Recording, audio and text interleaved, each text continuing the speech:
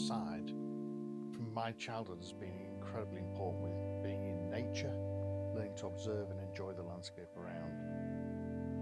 And from that really is my love of painting has grown. I like to be creative. I'm trained as a landscape architect and an ecologist originally, but I do like getting my hands dirty, love cooking, love growing food, love to also build stuff, including building my own workshop and studio down the garden, which is where I have the space to do my artwork, which is great.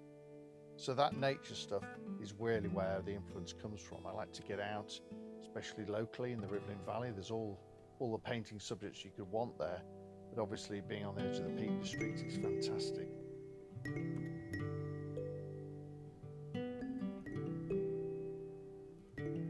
The key influence for me was the Canadian artist Tom Thompson, who was an impressionist and really got out in nature and used oils simply to sketch the landscape.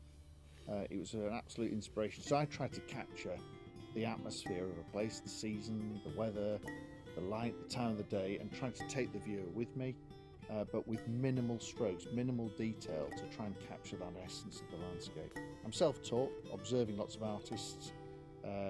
Started with scrap wood and now moved to working with birch ply, which I prepare myself.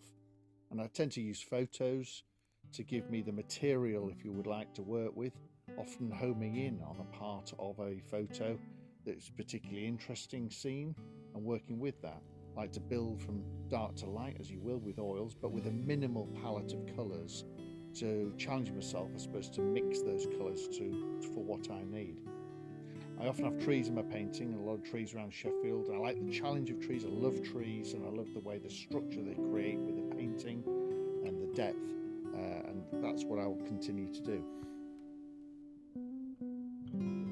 Open Up for me has been critical.